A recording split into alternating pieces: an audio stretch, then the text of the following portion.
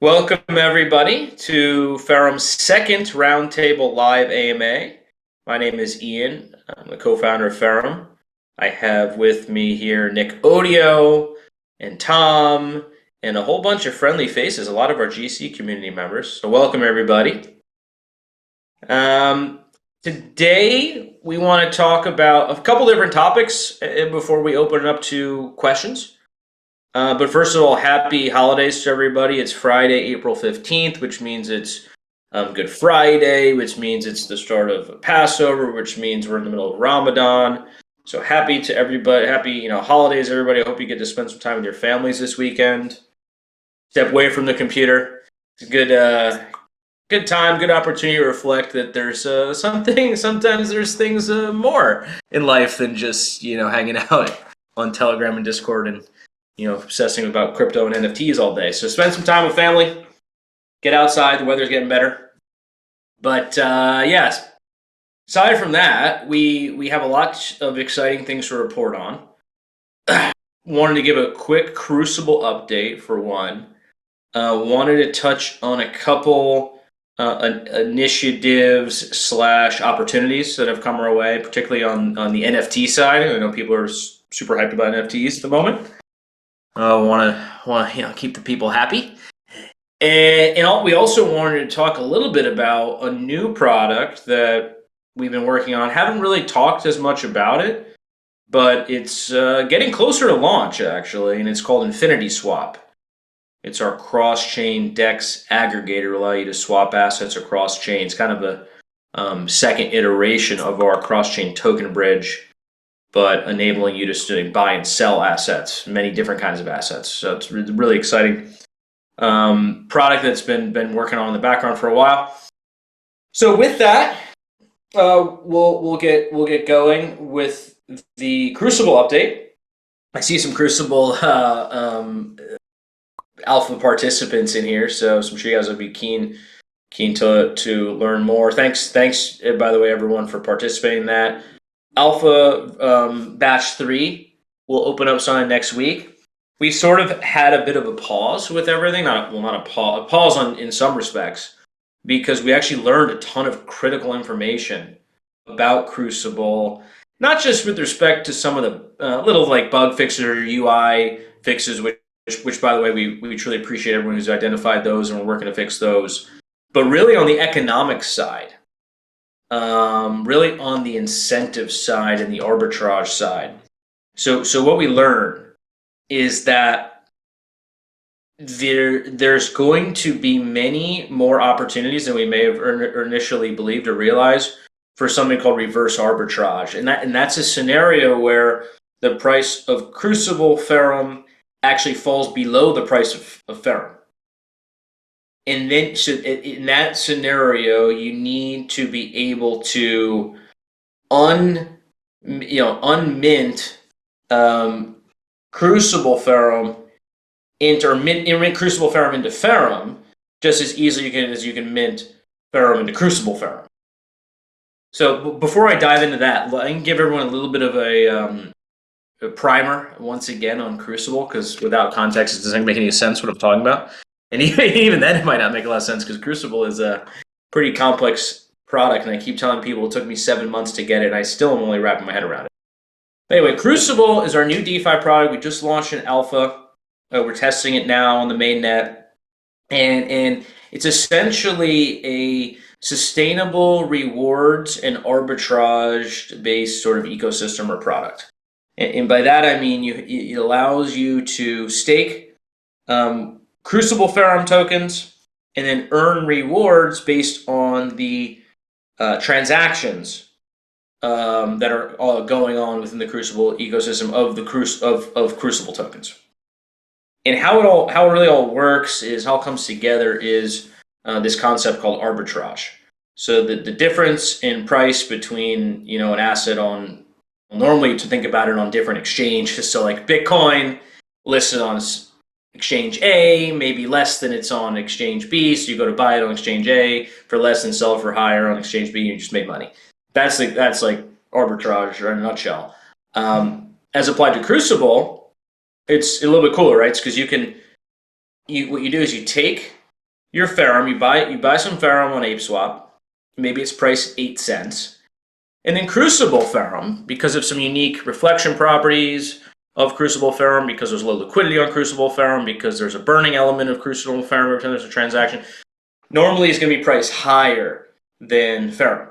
So you buy your Ferrum, you mint that into Crucible Ferrum, that's priced higher, and you can sell that in exchange for more Ferrum and do this sort of infinity loop arbitrage profit-making loop that we talked about on the last podcast. That's it. So those arbitrage opportunities should always be present, which incentivizes transactions and arbitrage trading, which in turn provides passive income, sustainable passive income for the stakers. That's pretty much it, at a high level. But what we realized this past week, was that it's not always going to be the case that Crucible Ferrum is priced higher than Ferrum. We think it'll often be the case, but there's going to be times where we release some catalyst, some big announcement like Infinity Swap, which I'll talk about in a second, and hopefully the market responds favorably to this, and they buy a bunch of Ferrum. Average retail investors probably not going to know really about Crucible Ferrum until they take a deeper dive. They're going to buy Ferrum on KuCoin or Gate, what have you.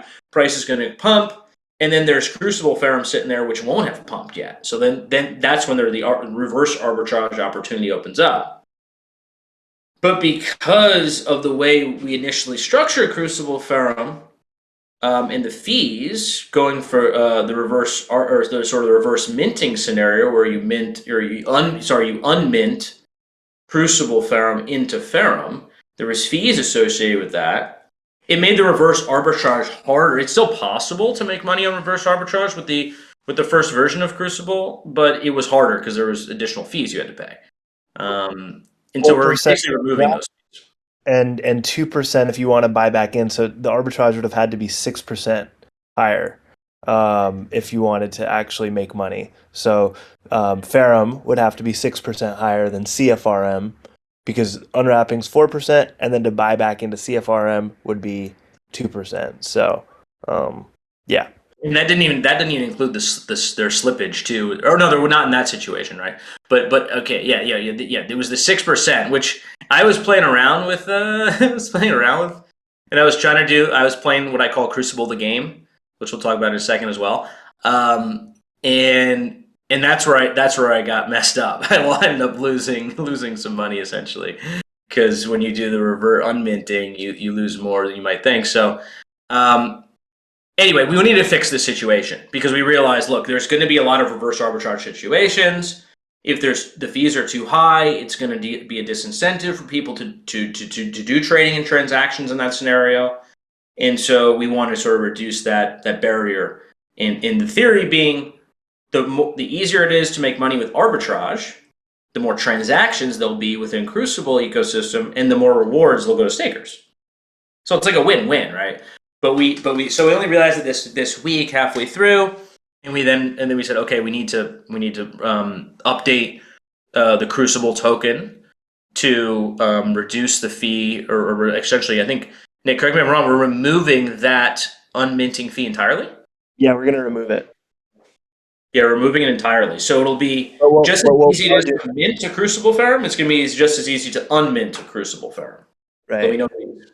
We are going to take that 4% unwrapping fee, and we're going to, instead of it being 4% to unstake from the Crucible staking pools and the LP staking pools, it'll actually be 4% to unstake.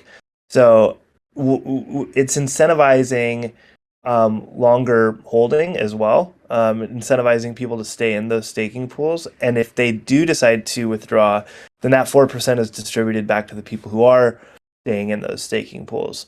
So we wanted to make sure that we're still, incentivizing people to stay in this wrapped version of the token, and primarily to be holding it. But we didn't think that it was conducive to the overall nature of Crucible to include an unwrapping fee because of the Ferrum is probably going to increase in price more than CFRM is because, as we release mainnet updates and Infinity Swap updates, like we hope that people outside of the Ferrum community are buying Ferrum, right? And that would mean that Ferrum is going to go up before anyone knows what Crucible is, except for those people inside the community. So we wanted to cater to that opportunity, and so, but we didn't want to miss out on like more rewards that could be generated. So we're moving the minting fee to to replace the unstaking fee. So yeah. It'll all make more sense when you see the UI and start playing around with it. But the idea is we want to incentivize people to make money off arbitrage, but also keep people, within that ecosystem. And I want to give a shout out to Nick because if my memory serves, I thought about this issue even before Crucible launched. And I think, Nick, hadn't you proposed that 4%? You proposed a lot of this before we even did the testing. Yeah. I had a thought that this might end up happening. I'm glad we're getting back to that. We just, and no one was saying like, oh, that's not going to happen. We just had this Crucible token created, and so we wanted to test it out, and that's what the point of alpha is, right? But turns out we're going back to that. So. And we'll test this out again and see if see if it makes sense. But hoping that it does. Yeah, I think it will. I think, and with all the different incentives we are rolling out to encourage trading, encourage usage of Crucible, I'm expecting the APRs to be really, really attractive, especially as we roll it out like initially with beta, because. Even beta, despite all the marketing we're going to be doing and getting that beta list up, those first people that get in, there's still going to be less people than are in 6 months from now or what have you, right? So it's going to be really nice for the early participants of beta when it finally comes out. But that's been the reason. The update to the Crucible fee structure has been the reason why we slow down. That in tax season. It's been past 2 days dealing, or maybe more than that, dealing with a bunch of the accounting stuff. So just a little bit of sort of a delay there, but it's for a good reason. We'll be opening up Alpha 3 next week with that updated fee structure. Retest everything out on the Crucible side. Make sure it's working. The economics are working as we anticipate them to, and then start gearing up for the beta launch. And we have a lot of marketing planned. We're going to get a beta waiting list, long waiting list signed up. We're going to let people in batches again. Because the thing to remember about Crucible is if it can work extremely well if two things are true. One being volumes are sufficiently high on the Crucible Ferrum token, or transactions. It doesn't necessarily be trading volumes. It could be variety, minting is a transaction, sending is anyway. So transactions need to be sufficiently high, and there can't be too many stakers relative to transactions, because then each staker would get an unsatisfactory amount of APR. Now, keep in mind the APR is sustainable. It's not just coming out of the Ferrum treasury. It's not from our marketing budget. It's generated from the trading fees that are essentially coming from locked up Ferrum tokens. aka Crucible Ferrum tokens. So it's sustainable. But even so, the projected APRs are very, very high particularly for liquidity stakers, because that's where most of the fees, 80% of the fees go to liquidity stakers, 20% go to a single asset, just Crucible Ferrum stakers. We want to incentivize people out of liquidity, so that's how that is set up. But 80% is going there, and the projections are 1,800% APR of tokens that are getting distributed to your wallet all the time. Sorry, not to your wallet, but to, I don't know how to describe this, but a portal or something where you can withdraw. You could withdraw your Crucible Ferrum anytime. What's that, Nick? It's similar to a claiming dashboard. Yeah, exactly. Yeah, you'll be able to claim your Crucible Ferrums anytime. They're coming in all the time. It's not like they're coming in once a month, which is kind of cool as well. So sustainable APYs. Hopefully, we'll continue to achieve 1,800% on the liquidity staker side. as we roll this thing out. But yeah, that's pretty much the Crucible update. Why don't we pause here before I move on to another topic, and any comments, questions, anything about Crucible?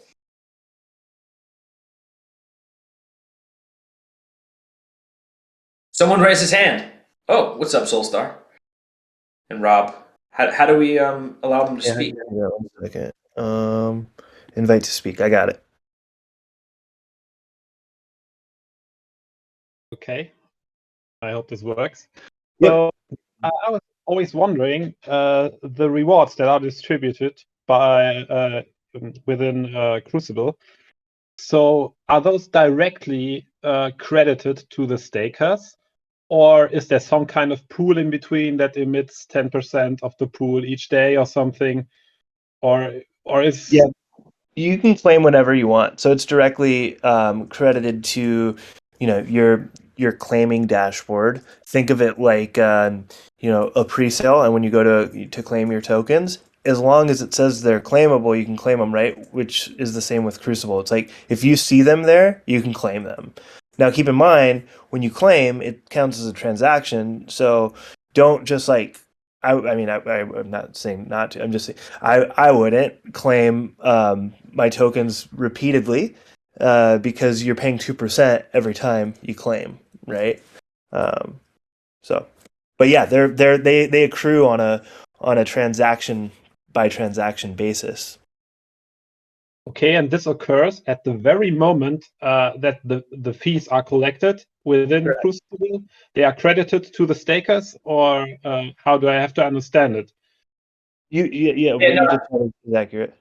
yeah, what we should do is we should show you, because you can see it all on the blockchain what happens when you look at a Crucible token transaction. You can see some of the so say I do a transaction of 100 Crucible tokens that involves 100 Crucible tokens. There's like it's like crazy to see this on the BSC Scan Explorer. There's like 5 transactions that are happening like involved in that, because some of those tokens get sent to like a burn address. I'm pretty sure. Right, I know some of them get burned. I believe they're sent to a burn address. How that works. 10% of the 2% transaction fee gets burned. Right, and so that 10% gets sent to a burn address. That's something that happens. There's 5 transactions. You can track it all like on chain, right? And then like some get sent to a pool. Yeah. See, this is the question I think you're getting at. I think it goes to a pool first, which then gets distributed to everybody like on a pro rata basis, something like that. But yeah, you can look everything on chain, but we can get this specifically answered for you by a developer. It's a very good question, I mean, but it's all transparent on blockchain if you know what the hell you're looking for. for the purposes of what you're asking on the front end, it is on a transaction by transaction basis. So it's happening in real time. Now, if you want to like understand how that's routed and things like that, you can check it out on BSC scan for Crucible transactions, and like Ian mentioned, we could probably get a better explanation of how it's routed from the devs, but I mean, all I really needed to know was I'm seeing the fees show up in my account like as each transaction happens, right? So it's Okay, in real. It's growing all the time. Yeah, I they're didn't accruing. know you're from Germany. Are you from Germany? yes, I'm from Germany. Ah, how you doing? Nice to speak with you. Yeah, well, it's like funny. These things are great because it's kind of putting like not it's a person to what was a before it was a Telegram avatar. Is my I know accent you're so obvious, or yeah? Sorry, I have this NFT in there. It's one of yeah. I don't want to go too far off topic, but the first NFT I bought for like 4 Solana, and it went up to 200. So Well, I'm glad you. It's funny you're talking about NFTs. We this has been a hot topic of conversation in our governance committee, and then now within the Ferrum team as well. So unless there's any more, is there any more Crucible questions? I can move on to a different topic. I Oh, someone raised their hand. Ah, tentacles. Mike, I think Mike has a question.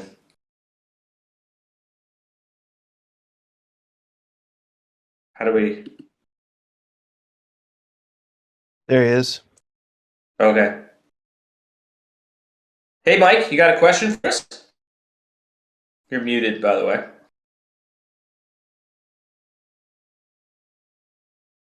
Mike? Hello?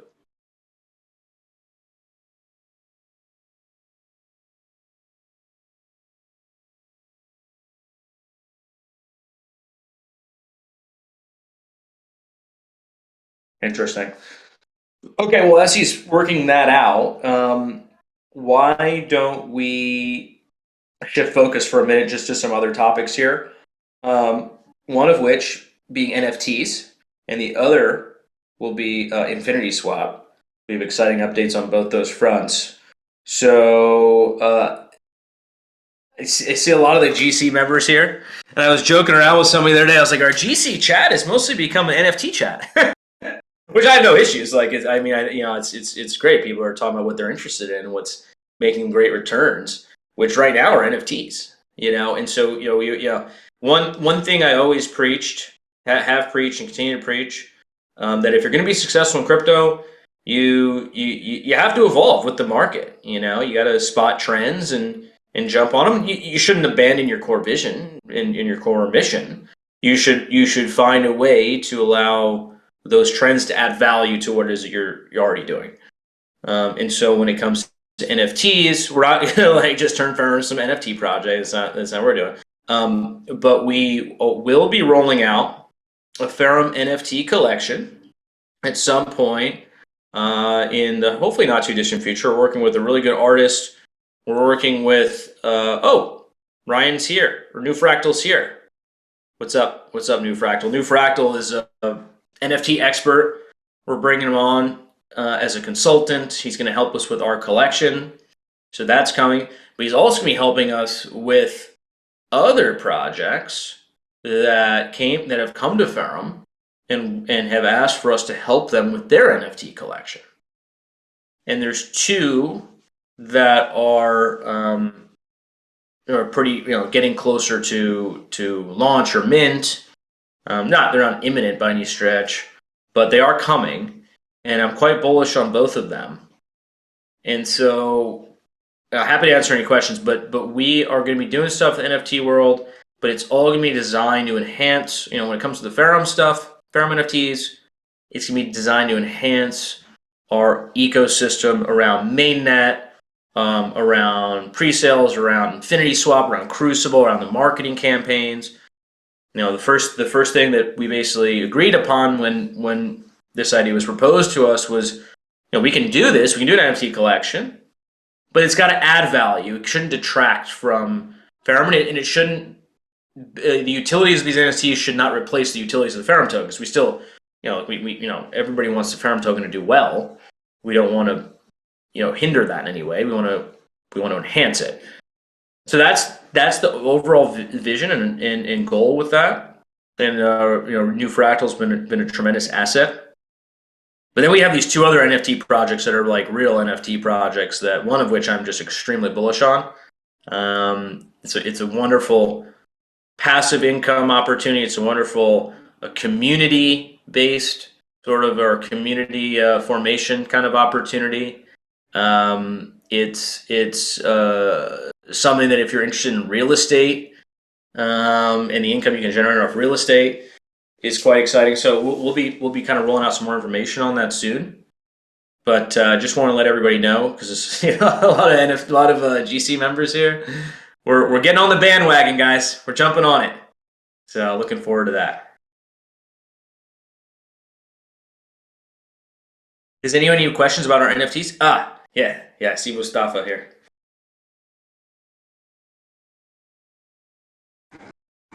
Yeah, can you hear me? Yeah. Yep, What's we up, can hear Mike? you. Okay. Can you hear me now? Yep. We hear you now. Okay, for the 4% fee which was waived out, normally I guess from the 4% fee, some amount is burnt. So isn't this going to create some imbalance in CFRM and FRM the way it was originally planned to be? I think I understand your question, and this was absolutely raised and discussed at length when we talked Yeah. about how this change essentially of what we're doing is waiving the unminting fee there, because the question then becomes, well, doesn't that mean that the stakers get less? Like, because we're no longer collecting a fee for an activity that we did used to collect a fee for, and so that means less money going to the stakers. Um, we don't know the answer to that for certain because we haven't implemented it yet. But we feel quite strongly that the Yeah. the fact that we're like missing out on that fee will be more than made up for the fact that we've now enabled reverse arbitrage to be much more possible, much more common. And so we think then that so many more people will be doing those reverse arbitrage, because you're still in a reverse arbitrage scenario, you're still doing a Crucible Ferrum transaction or numerous of them and generating fees from that. So as long as like the trading volume is made up and the reverse arbitrage volume is high, it's going to more than make up for the fact that we're collecting a little bit less fee. Not to mention we've increased the unstaking fee by 2% to kind of make up for that lost fee as well. So we're trying to balance it out, but we're going to keep testing the numbers and we'll see what happens. Yeah, and one thing I'll say about that is that to say that Crucible Ferrum is always going to be higher than FRM is kind of assuming that Ferrum is not going to get more new holders, right? Like, if we're releasing new products, if we're releasing updates and partnerships and integrations, the token that's going to swing is Ferrum. The token that's going to pump is Ferrum. CFRM isn't going to pump as a result of us, making macro moves. And so if Ferrum moves and CFRM doesn't, well, then they just sell it back into CFRM, and then there's 2% right there. And I think that's going to happen a lot more often than CFRM pumping and FRM staying the same. At least we should hope it does, because if not, then we're not really building at Ferrum, right? We're not catching the eye of outside influencers. So we should always make it the goal for Ferrum to pump. We should try to make it a goal for to create these reverse arbitrage opportunities. But the other thing too that I'd like to touch on is that we haven't even begun to implement these initiatives that are going to encourage trading of CFRM. So the unminting is going to pale in comparison to the amount of trading volume that can occur because of the things that we can leverage, like pre-sale opportunities, like VIP staking pool opportunities, potentially other things we can do with partner projects. Trading competitions, don't forget those. Those are going to be huge. I guess the trading competitions are what I'm referring to for pre-sale opportunities, right? Like having competitions based on trading volume, and it doesn't matter if you're buying or selling or transferring. Like if you want to win a trading competition, you could literally just transfer in and out of a wallet 100 times, because we don't care how those trades are happening or how, if you're selling it or not, because all of those rewards are going back to the stakers. So we're just trying to encourage volume. We're talking with a couple different players in the space that can help optimize liquidity, that can help optimize volume. Folks that you've all definitely heard of in the space, and I don't want to get ahead of ourselves, but those conversations are happening, and so there's other ways that haven't been introduced to alpha yet that we're gonna that we're gonna be able to maximize the volume on Crucible. And right now, we're only seeing that initial volume happen when Crucible tokens are minted, because we're putting a cap on the amount that can be minted. So once that cap is reached, the trading volume kind of dies out because people play the arbitrage and get back into Ferrum, or they're staked and they can't. So it kind of fizzles out in alpha. but we'll be able to actually pump the price ourselves by doing things like removing liquidity and pumping the price of CFRM to kind of like restart the arbitrage opportunities without us losing money as a company. And so there's a lot of really cool ways that we can that we can kind of manipulate the arbitrage opportunities to benefit the community as a whole. But those that we haven't even scratched the surface on that. That'll be more of a beta thing. Okay, that's good. Yeah, it's gonna be really exciting. I want to keep the ball rolling here. So, and I know Mr. Blank had a question. One other thing we can do too is we can use the Ferrum NFTs, which are coming out, to incentivize folks to create volume on Crucible. Right, that was one of the things that have been discussed. There's a lot that we can do on the trading competition side. Another thing we're going to be doing is Crucible the game, which I won't dive too much in, but when you start to use Crucible, you realize it's kind of a money-making game.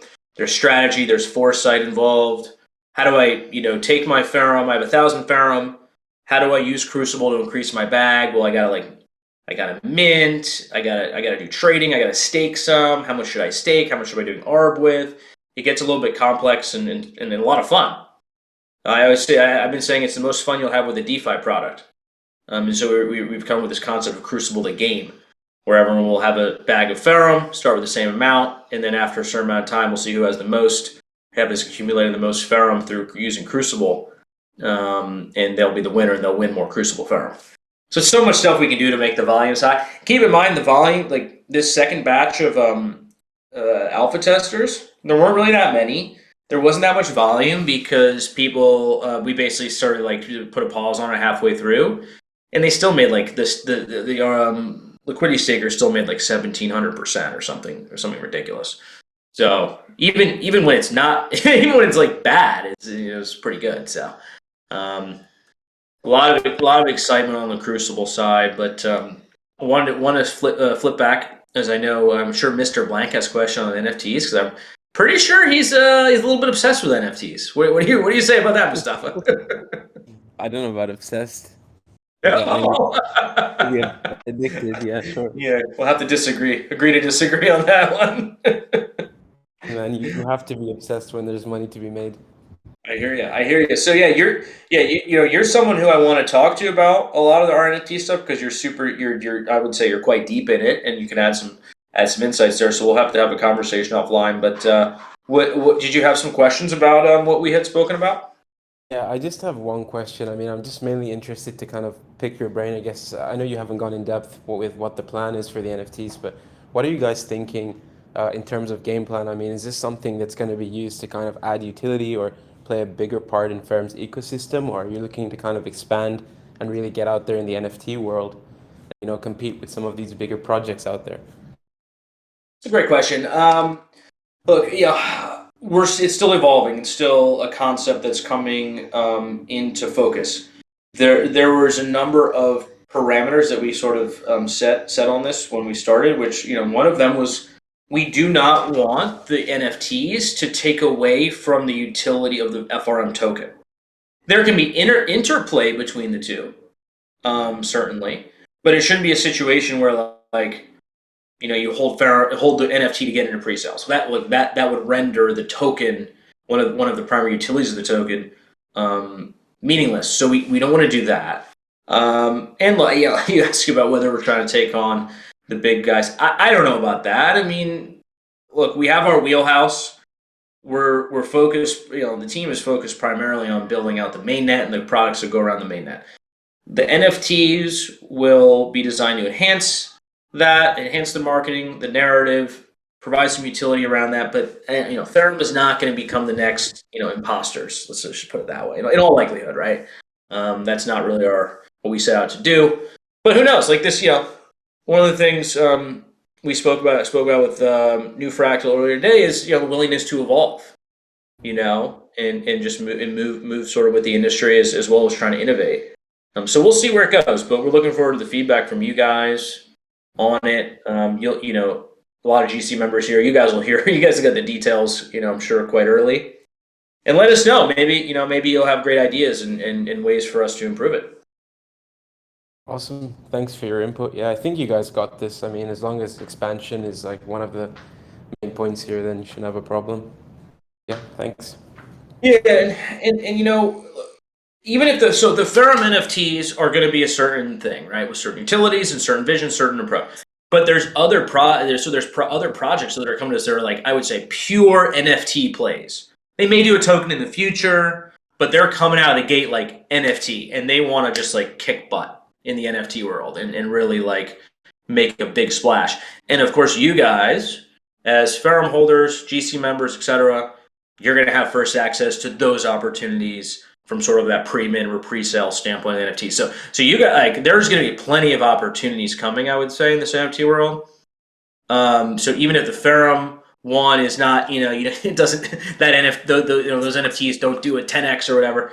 We're looking at other ones that I think are really a possibility of being huge. Awesome. And actually, I'm glad that Ryan's here so he can pop in and provide some extra insights. Hey, Ryan, how you doing, buddy? Hey, Ian. Yeah, thanks. Can you hear me? Yeah, we hear you. Yeah, perfect. Sorry, I was trying to raise my hand, but I didn't have the option. Yeah, just to give some more info. Number one, I appreciate the the shout out. Yeah, so the bottom line, I'm helping drive this effort. Number one, the artist is amazing, and I've been talking to him. We're creating a couple proposals right now that the Ferrum team will obviously be presented with, and they will choose which one they want to move forward with. But the artist, he's really upping his game for this one, which is hard to believe because what he creates is already spectacular.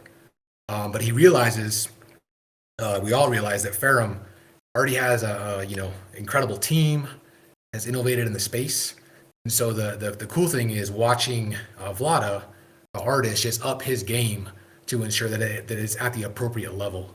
So I can assure the community that although the utility vision might need to be worked out, it can come at a later time in phases. But the artwork is going to be awesome. It's going to enhance the community, strengthen the community, provide a healthy aftermarket, trading opportunity for anybody that wants to, mess around with flipping them on OpenSea. And we've got some really big plans coming. In fact, our first presentation to the Ferrum team, hopefully is next week.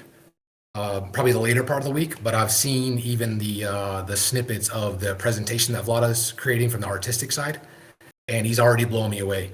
And it's hard for me not to get like super excited and share more with Ian because I'm waiting myself, right, to sync with Vlada and then create that final presentation to provide to the Ferrum team to hopefully make a decision. And then, right, that's going to start ramping up quick, right? Teaser images, marketing, and then I think the community is going to get really excited and be able to kind of see some of those, teaser snippets that are coming out prior to the launch. So again, Ian, thanks for the opportunity.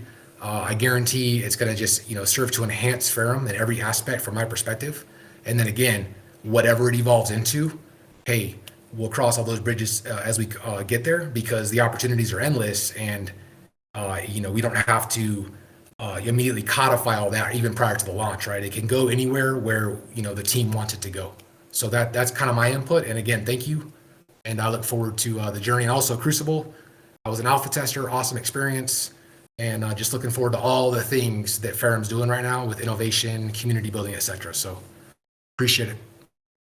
Thank you so much, Ryan. That's freaking awesome. I wish my camera was on because I got the biggest smile on my face when you laid that out because it's just extremely exciting what's coming up around the NFT side, Crucible, just everything. I feel like we're really firing on all cylinders now, and every day we get a little bit stronger.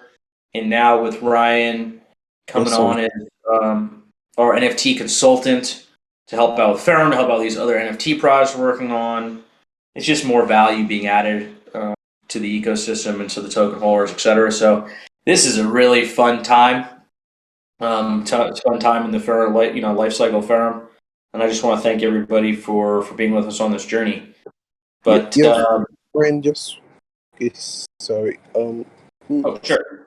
Yeah, I was thinking that in terms of liquidity, now most people in crypto know Pancake Swap than Ape Swap. When I wanted to purchase my first Binance Smart Chain Ferrum, I was skeptical using ApeSwap because I considered security using it, and in terms of price difference, that PancakeSwap may have been better.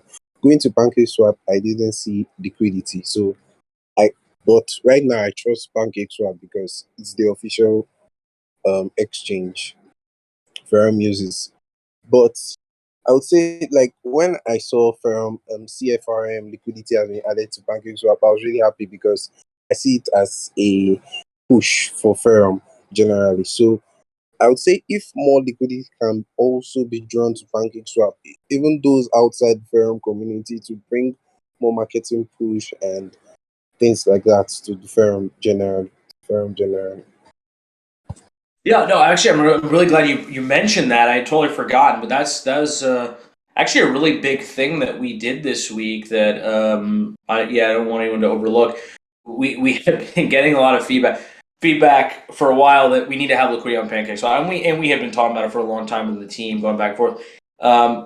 We like ApeSwap because they're partners of ours and they've helped us in a number of different ways on marketing side, on farming side, stuff like that, dual farm, so on and so forth. So they've been very good for us. But you're absolutely right, Mike. I mean, not being on PancakeSwap was an issue. There's really no two ways around that. Glad to report that this week we added liquidity on PancakeSwap. We're discoverable on PancakeSwap. The logo's up there. You can trade right now, Ferrum and FerrumX PancakeSwap. And look, if we're monitoring the kind of volumes we're doing over there. And if it starts to get really high over there, I'm like, oh shit, this is attracting new people and it's doing everything we want it to do, we can always add more liquidity over there. So we're still on ApeSwap, but we're also now on Pancake for all the reasons that you spoke about. So that did happen. I believe it was yesterday on Thursday. Okay, thank you.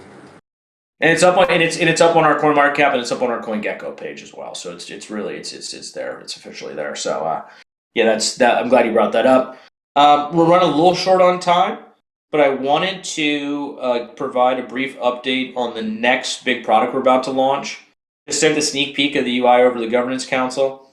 That was just a version 1 of the UI. It'll probably be a little bit slicker looking than that when it goes live. But the product is InfinitySwap, which is our cross-chain decentralized exchange.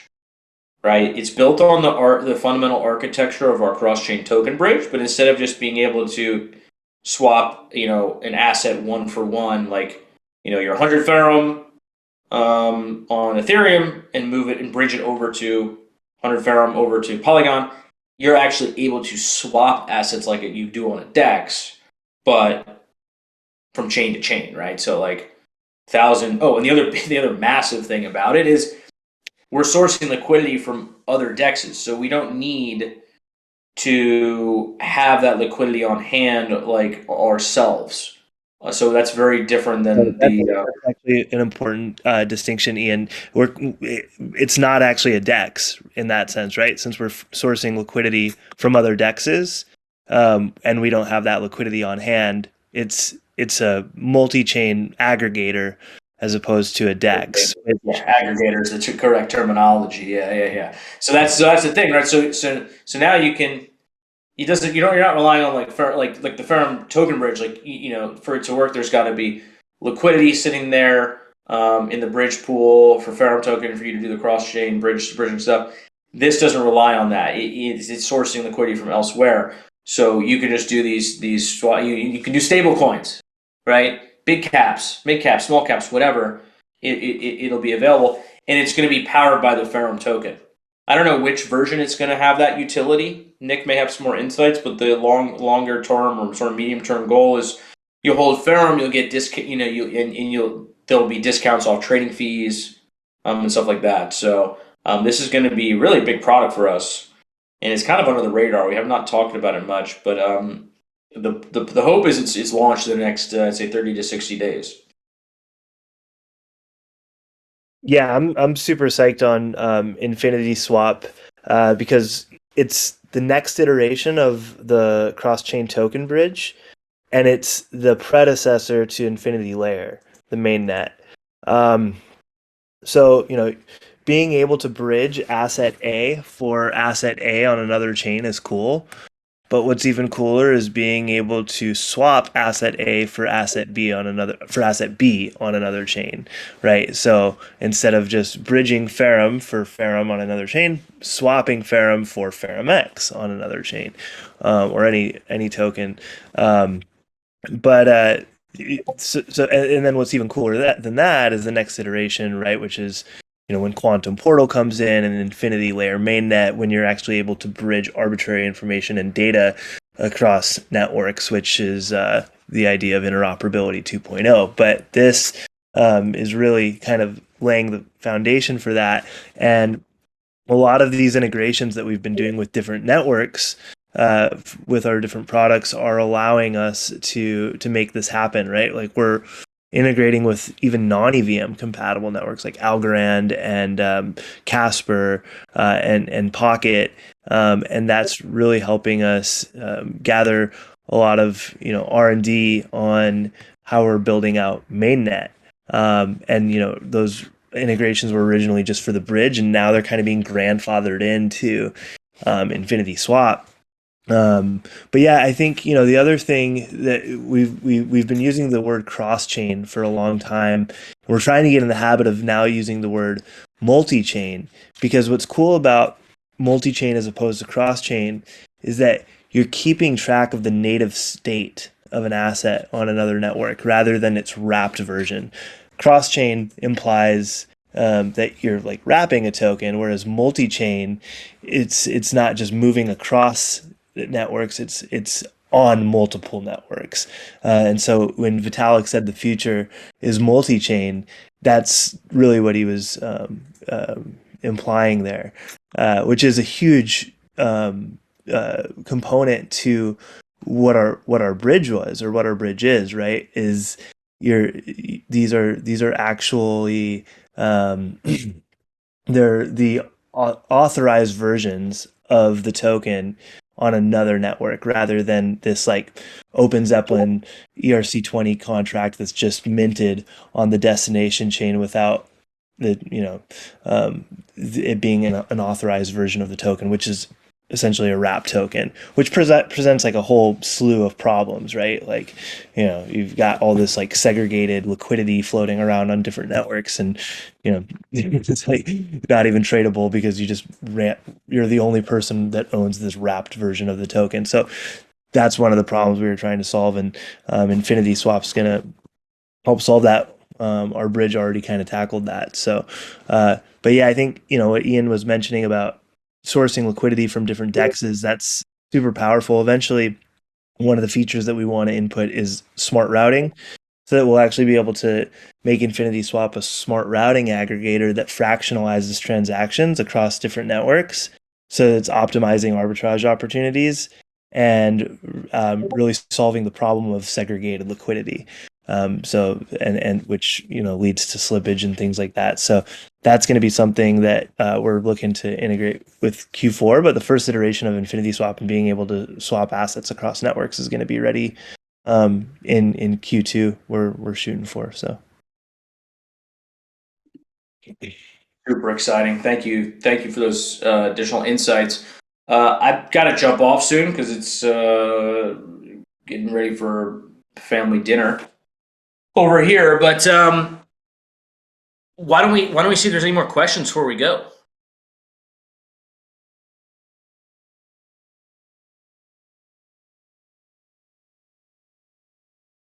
One question I actually have for Nick. Nick often, by the way, knows a lot more about the product side of Ferrum than I do. And others others on the team know even more. In terms of Infinity Swap, what is the planned utility for FRM? In terms of that product at the time of the sort of the first launch of that product. Do you know what it is? Yeah, so this is super cool because of the fact that we're sourcing liquidity from different dexes. This means that before the token is actually bridged over to another network, it has to be routed. And so we're using Ferrum as the routing token, which means that, like, let's say you're a token on BNB on Binance Smart Chain, and you have liquidity added with your token in BNB. Well, that token needs to eventually be sold into Ferrum to then be bridged over to the other network to then be sold into the other token on that network. So if you have a Ferrum, whatever your token is, pair on both dexes on separate chains, then you can actually minimize the fees for your users. So one utility is going to be, projects, once this thing gains traction, projects are going to be incentivized or encouraged to actually add a liquidity pair using FRM and their token to help reduce the fees for Infinity Swap. The other utility is that, Ferrum's actually going to be used as that routing token across the bridge. So when it's being bridged over, there's a fee that's associated to that. And those fees, I think we've burned them in the past before we decided to reduce the fee to zero for the time being to help with the migration. But we'll be reinstating that, and every time a swap occurs, Ferrum will be burned. But also, we'll give people the opportunity to use another token as a routing token potentially, like Matic or Ethereum, some of these networks that we've got integrated with the chain, but those or with the protocol, but those fees will be much higher than they would if they were with Ferrum. So you'll receive discounts on the fees if they're paid in Ferrum, but also we're incentivizing buy pressure by reducing the fees if there's liquidity pairs on different dexes too. So there's a few different utilities there. Yeah, that's huge. This is a part of our long-term plan.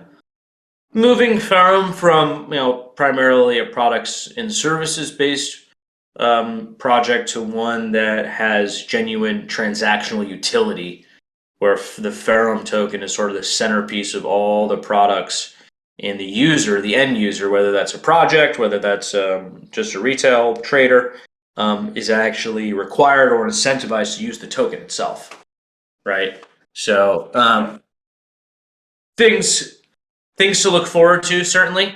I saw John had a question. Why don't we do that and we'll jump. How you doing, John? I'm doing well. How are you guys doing? Good. Great, man. I had a quick question. So how are we just on board? How will a token or a project get onboarded to be used in the Infinity Swap? Yeah, so we'll actually be able to. That's a good question, John. Unlike the bridge, where with the bridge currently, projects are needing to manage their own liquidity on different networks, right? So it's like we're only able to tap into these bridge pools right now to source the liquidity that's being transacted across the protocol. So that kind of limits us, right? It limits us as far as like who we can add permissionlessly to the bridge, because they're having to manage that LP. Well, with the ability to tap into these different DEX LPs, and by the way, these smart contracts have already been audited and everything. We're just building out the UX UI for it. So like this isn't just like, oh, we're going to be tapping into DEX. Like no, we've already done it. Like we can do this. So that's super exciting. It's like just weeks away, right? But what's cool is that because those liquidity pairs exist already on these different dexes, it allows us to just add any token that liquidity exists for on dexes. So we can permissionlessly add these tokens, which is super exciting because we'll just be going through the CoinMarketCap, CoinGecko top 100 tokens and just start adding. We're just gonna just be adding as and we'll have those lists too. How like when you go to like PancakeSwap or ApeSwap, you can like kind of add the CoinMarketCap list or the CoinGecko list. We'll just do that too. And so pretty much everything that has liquidity on any network that we're integrated with you'll be able to trade it across networks. Now, when the traction starts happening, that's when projects are going to go, oh, we're doing a lot of volume on Ferrum's Infinity Swap DEX.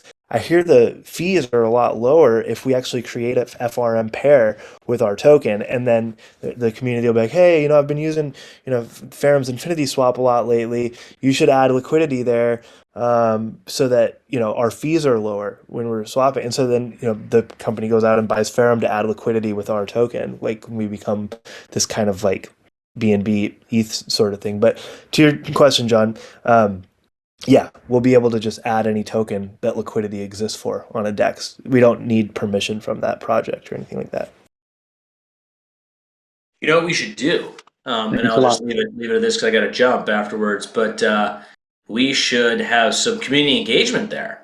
Community should be able to vote on which maybe small caps, right, that we want to add next. Maybe do some cross marketing with them. Maybe even NFT holders or something like that. Then they get to vote or something. Who knows, right? We could think of all sorts of different cool stuff. But Totally. yeah, really pumped for Infinity Swap. It's another massive Ferrum product that is like hiding in plain sight right now. So nobody really knows about it. It's definitely not priced into anything, and it's coming sooner than I think we all think. So with that, I just want to thank everybody for jumping on. Thank you for your questions, your time. We'll be putting this up on our podcast, YouTube, etc. for next week. Tune in again next Friday. We'll have to think about who we want to give the 1,000 Crucible Ferrum to. So give us maybe till early next week to do that. But thanks for your questions. Everybody have a great weekend. Spend some time with family. Get away from the computer a little bit. And then Monday we'll be back at it. Thanks, folks. Thanks, guys. Talk to y'all soon.